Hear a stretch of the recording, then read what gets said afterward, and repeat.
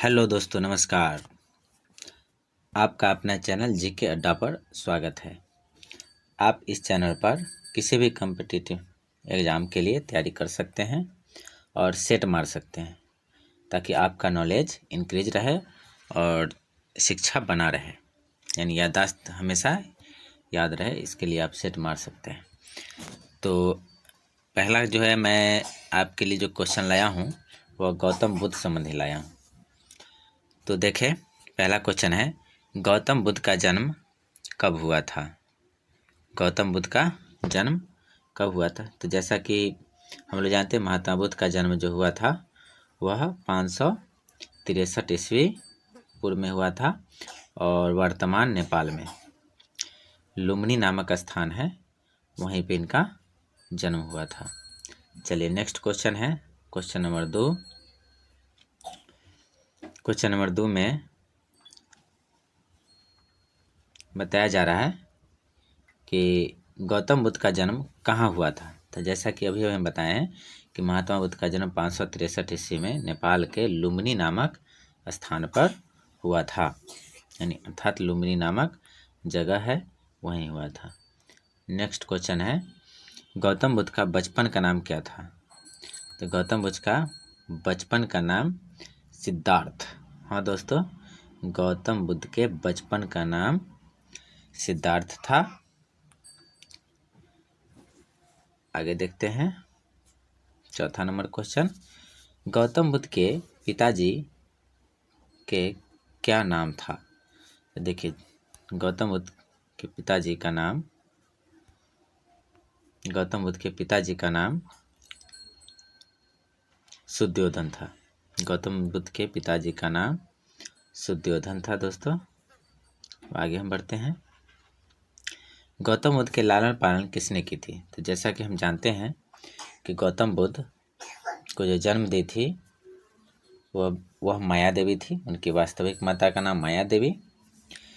जब गौतम बुद्ध का जन्म हुआ था तो 7वें दिन ही उनकी मृत्यु हो गई थी, यानी गौतम बुद्ध के माता का नाम जो था वह माया देवी और उनकी मृत्यु हो गई थी। तो मरने के बाद उसकी मौसी थी प्रजापति गौतमी। उसकी मौसी क्या कौन थी? प्रजापति गौतमी। तो इनके पिता सुद्योधन जो थे, इन्हीं से शादी करके रख लिए थे। चलिए आगे,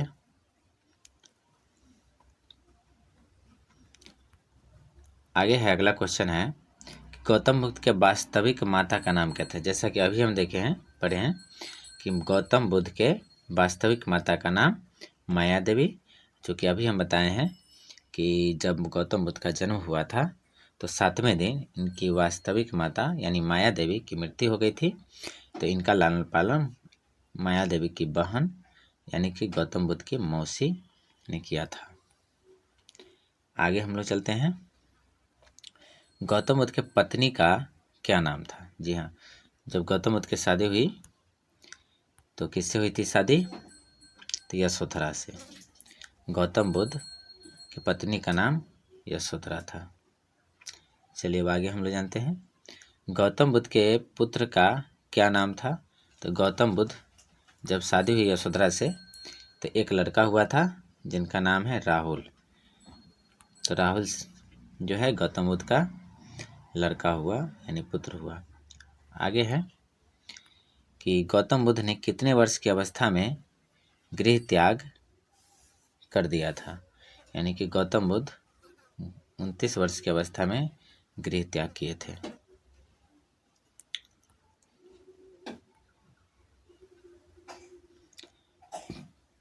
गौतम बुद्ध के प्रथम गुरु कौन थे? जब वो गृह त्याग किए थे तो वैशाली पहुँचे। वैशाली पहुँचने के बाद उन्होंने अलार कलाम से मुलाकात किए, जो प्रथम गुरु थे इनका यही, और सांख्य दर्शन की शिक्षा लिए थे।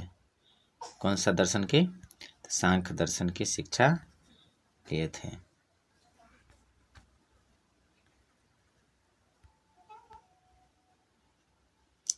क्या हो गया भाई? तो दोस्तों वैशाली में अलार कलाम से उन्होंने सांख्य दर्शन की शिक्षा ली, साथ में शून्य का भी ज्ञान की प्राप्ति हुई, यानी शून्य का भी ज्ञान की प्राप्ति हुई थी।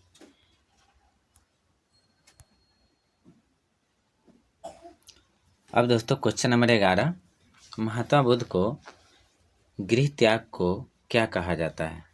जब महात्मा बुद्ध गृह त्याग किए थे तो क्या कहा जाता, मतलब जब संन्यास धारण करने के लिए घर छोड़ दिए थे तो उसको बौद्ध धर्म में क्या कहा जाता है? तो महाभिनिष्क्रमण, यानी कि जब वो गृह त्याग किए तो गृह त्याग को बौद्ध धर्म में महाभिनिष्क्रमण कहा जाता है। चलिए अब आगे। महात्मा बुद्ध ने अलार कलाम से क्या चीज़ की शिक्षा लिए थे? जैसा कि अभी हम बताए थे, महात्मा बुद्ध ने अलार कलाम से सांख्य दर्शन की शिक्षा लिए थे। चलिए अब आगे। अगला क्वेश्चन है 13 नंबर क्वेश्चन, राजगीर में महात्मा बुद्ध ने रुद्रक रामपुत्र से किस दर्शन की शिक्षा लिए थे? जी हाँ, जब वैशाली से अलार कलाम से सांख्य दर्शन से शिक्षा लेने के बाद उन्होंने कहाँ गए? राजगीर गए। तो राजगीर ने रुद्रक रामपुत्र से एक शिक्षा लिए थे, है ना, रुद्रक रामपुत्र से शिक्षा लिए थे योग दर्शन का। उन्होंने रुद्रक रामपुत्र से योग दर्शन का शिक्षा लिए थे। नेक्स्ट है, महात्मा बुद्ध को कितने वर्ष की अवस्था में ज्ञान की प्राप्ति हुई थी? तो दोस्तों महात्मा बुद्ध को कितने वर्ष की अवस्था में ज्ञान की प्राप्ति हुई थी, बताइए आप। तो महात्मा बुद्ध को जो ज्ञान की प्राप्ति हो गई थी, तो 35 वर्ष की अवस्था में उनको ज्ञान की प्राप्ति हो गई थी। अर्थात जब घर से 29 वर्ष की अवस्था में गृह त्याग किए थे तो 6 साल के बाद, यानी 6 वर्ष के बाद जो है इनको ज्ञान की प्राप्ति हुई, यानी कि 29 और 6 35 वर्ष। अर्थात जब वो 35 वर्ष के थे तो उनकी ज्ञान की प्राप्ति हुई थी। और कब हुई थी? वैशाख के पूर्णिमा को इनको ज्ञान की प्राप्ति हुई थी। और कहाँ हुई थी ज्ञान की प्राप्ति? तो किस नदी था? तो हाँ दोस्तों, फाल्गु नदी के किनारे पीपल वृक्ष के नीचे इनकी ज्ञान की प्राप्ति हुई थी। चलिए अब आगे। महात्मा बुद्ध को किस नदी के किनारे ज्ञान की प्राप्ति हुई थी? तो जैसा कि अभी हम चर्चा किए कि महात्मा बुद्ध को फाल्गु नदी के किनारे ज्ञान की प्राप्ति हुई। महात्मा बुद्ध को किस वृक्ष के नीचे ज्ञान की प्राप्ति हुई थी? तो दोस्तों महात्मा बुद्ध को बताइए किस वृक्ष के नीचे ज्ञान की प्राप्ति? तो पीपल वृक्ष के नीचे ज्ञान की प्राप्ति हुई थी। यह पीपल वृक्ष को शशांक ने कटवा दिया था। दोस्तों शशांक जो था उसने कटवा दिया था। तो शशांक ने इस पीपल वृक्ष को कटवा दिया था। चलिए अगला है, महात्मा बुद्ध के ने सर्वप्रथम किस स्थान पर प्रथम उपदेश दिए थे?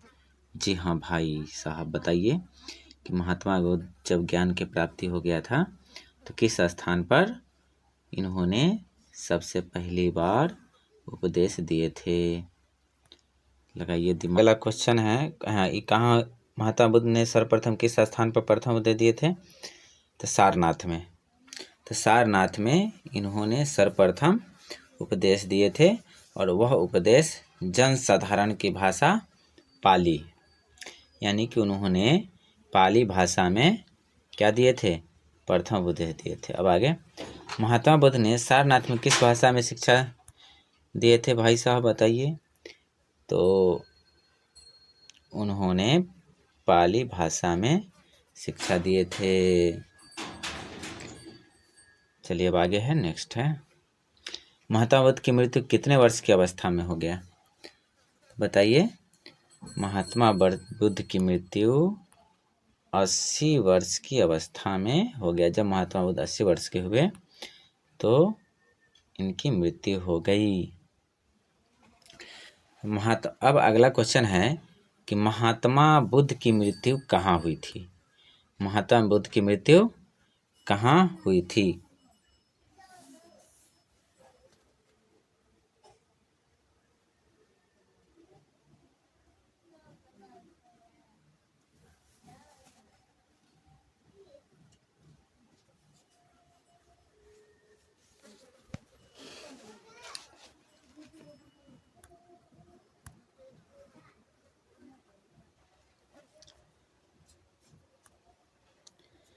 तो हाँ दोस्तों, अब जो है हम लोग चलेंगे क्वेश्चन नंबर 2। एक क्वेश्चन बचा हुआ है, इसको देख लेते हैं।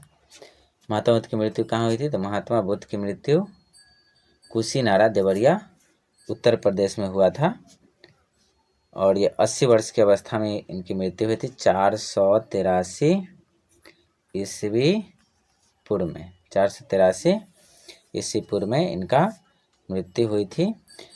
इस मृत्यु को बौद्ध धर्म में महापरिनिर्वाण कहा जाता है। महापरिनिर्वाण कहा जाता है दोस्तों, महापरिनिर्वाण कहा जाता है। महापरिनिर्वाण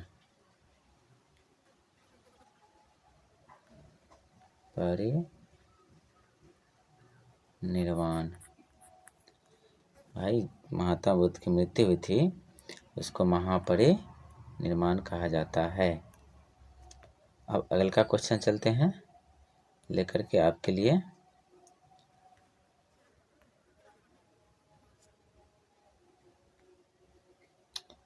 पार्ट 3 दोस्तों, अगला क्वेश्चन है महात्मा बुद्ध के मृत्यु के बाद शरीर के कितने भागों में बांटा गया था। जी हाँ, तो दोस्तों महात्मा बुद्ध की जब मृत्यु हुई तो उनका शरीर को 8 भागों में बांटा गया था। जी हाँ दोस्तों, 8 भागों में बांटा गया और 8 को अलग अलग जगहों पर रखा गया और वहाँ पे एक स्तूप का निर्माण किया गया। चलिए आगे। महात्मा बुद्ध को ज्ञान की प्राप्ति कहाँ हुई थी। ये तो दोस्तों बहुत आसान है, बताइए, थोड़ा सा गेस कीजिए। महात्मा बुद्ध को ज्ञान की प्राप्ति कहाँ हुई थी। तो महात्मा बुद्ध की ज्ञान की प्राप्ति बौद्ध गया में हुआ था। महात्मा बुद्ध की ज्ञान की प्राप्ति बौद्ध गया में हुआ था। चलिए अब आगे हम चलते हैं। आगे है महात्मा बुद्ध के जन्म के प्रतीक को कौन सा चिन्ह है। यानी जन्म का प्रतीक जो है से क्या है। जब उनका जन्म हुआ था तो ऐसा माना जाता है, इसको कमल और सांड को जन्म का प्रतीक माना जाता है महात्मा बुद्ध को। अब आगे है क्वेश्चन, महात्मा बुद्ध ने सबसे अधिक शिक्षा कहाँ दी है। तो महात्मा बुद्ध सबसे ज़्यादा शिक्षा दिए थे, उन्होंने सबसे कौशल देश की राजधानी श्रावस्ती, यानी श्रावस्ती में सबसे ज़्यादा उन्होंने शिक्षा दिए थे। कौशल देश की राजधानी श्रावस्ती में सबसे ज़्यादा। चलो जाओ अलग। तो हाँ दोस्तों, तो ये तो जान गए कि महात्मा बुद्ध ने सबसे अधिक शिक्षा कहाँ दिए थे। तो महात्मा बुद्ध ने सबसे अधिक शिक्षा श्रावस्ती में दिए थे। चलिए आगे क्वेश्चन है, महात्मा बुद्ध ने के 3 रत्न कौन से थे। हाँ भाई, महात्मा बुद्ध जो शिक्षा दिए थे तो उनके पास 3 रत्न थे। कौन कौन से रत्न थे। तो बुद्ध, धम्म और संघ, यही 3 रत्न है। बुद्ध, धम्म और संघ, यही इनका 3 रत्न था। आगे है, महात्मा बुद्ध को किस रात्रि के दिन ज्ञान की प्राप्ति हुई थी। तो भाई बताइए, महात्मा बुद्ध को किस रात्रि के दिन ज्ञान की प्राप्ति हुई थी, बताइए जल्दी से, आपको समय देता हूँ।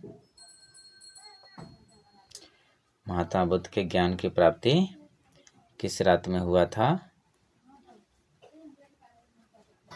तो आपका ध्यान में तो आ ही गया होगा कि महात्मा बुद्ध की ज्ञान की प्राप्ति वैशाख के पूर्णिमा की रात हुई थी। चलिए आगे, महात्मा बुद्ध को उपदेश देने की घटना को क्या कहा गया। जब महात्मा बुद्ध उपदेश दिए थे उसको क्या कहा गया? तो बौद्ध ग्रंथ में इन्हें धर्म चक्र परिवर्तन कहा जाता है। धर्म चक्र परिवर्तन यानी जो उपदेश दिए थे उनको धर्म चक्र परिवर्तन कहा जाता है। अगला है क्वेश्चन कि महात्मा बुद्ध के अनुयायी कितने भागों में बट गए? जब महात्मा बुद्ध मर गए थे तो उनके अनुयायी सब जो थे वो 2 पार्ट में बट गए थे। कितने पार्ट में बट गए दोस्तों? 2 भाग में बट गए थे। चलिए अब आगे नेक्स्ट है अगला, महात्मा बुद्ध के सबसे प्रिय शिष्य कौन से थे? महात्मा बुद्ध के सबसे प्रिय शिष्य कौन से थे भाई?